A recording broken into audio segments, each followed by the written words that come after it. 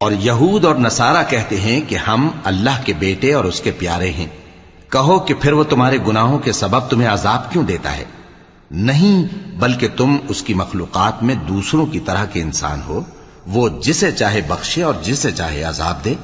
اور آسمان اور زمین اور جو کچھ ان دونوں کے درمیان ہے، سب پر اللہ ہی کی حکومت ہے اور سب کو اسی کی طرف لوٹ کر جانا ہے۔ اے اہل کتاب، پیغمبروں کے آنے کا سلسلہ جو ایک عرصے تک منقطع رہا، تو اب تمہارے پاس ہمارے پیغمبر آ گئے ہیں جو تم سے ہمارے احکام بیان کرتے ہیں، تاکہ تم یہ نہ کہو کہ ہمارے پاس کوئی خوشخبری یا ڈر سنانے والا نہیں آیا۔